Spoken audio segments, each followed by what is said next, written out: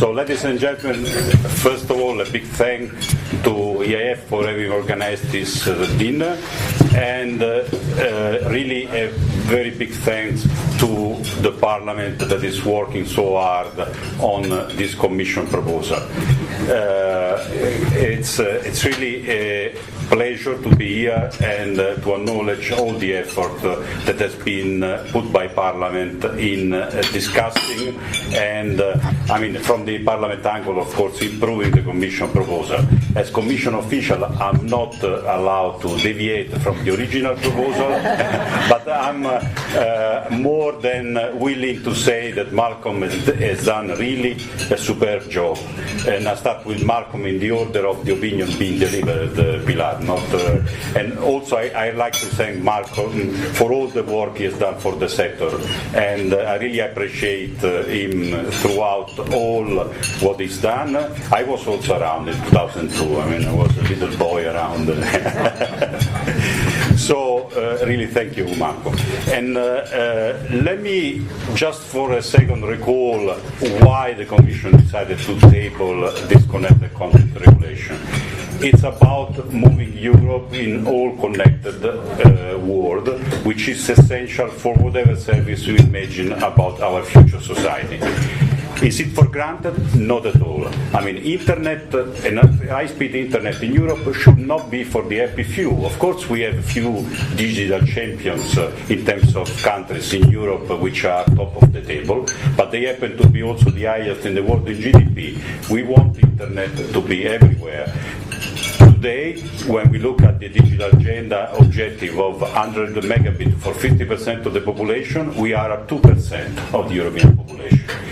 Yesterday, we read on the newspaper that China has overtaken Europe in 4G connections. Europe has lost another position. So we are not really delivering. And that's a worry.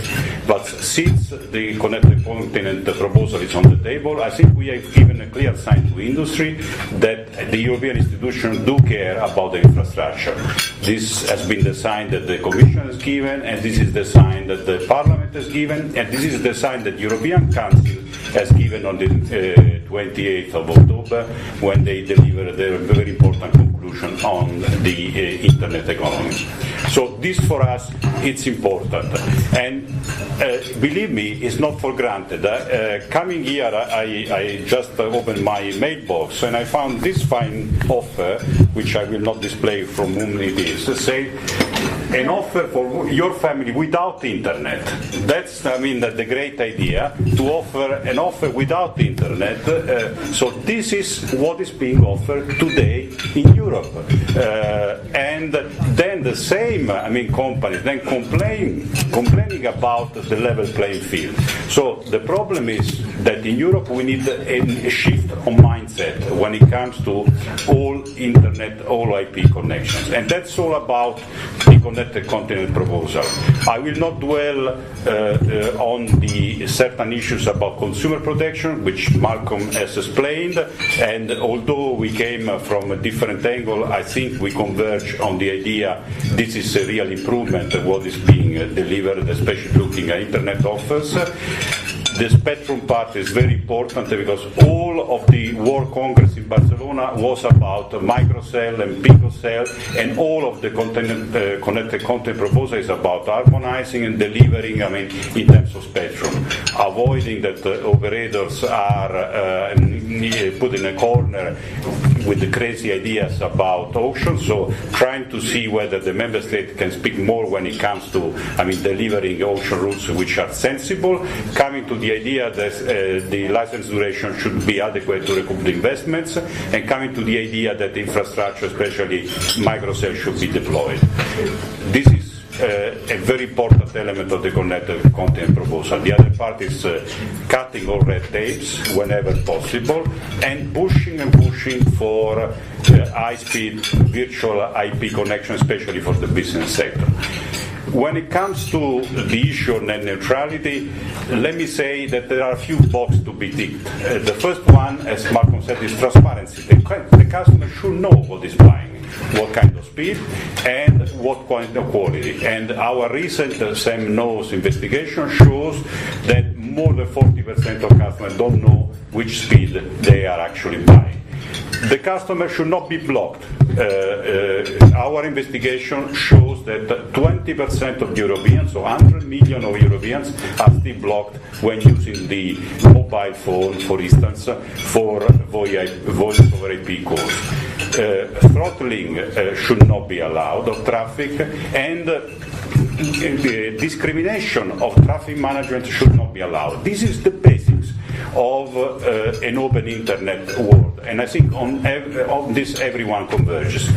The last mile, if you like, of this debate is about this issue of specialized services that I'm impressed about the language of Pilar, which is really, the language of a telecom engineer. So let me try not to put it in the language of a telecom engineer from the telecom engineer perspective.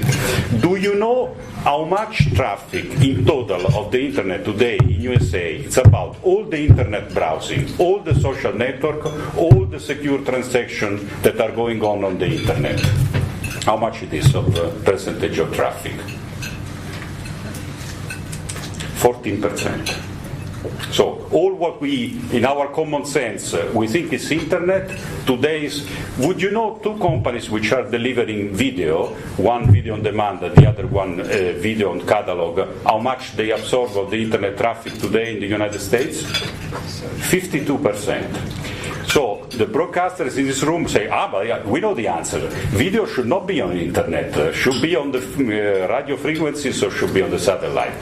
But this is a reality. Video is being delivered on the satellite. So the big question is, who should cater for a sustainable model of all this when a massive video is switching to the internet?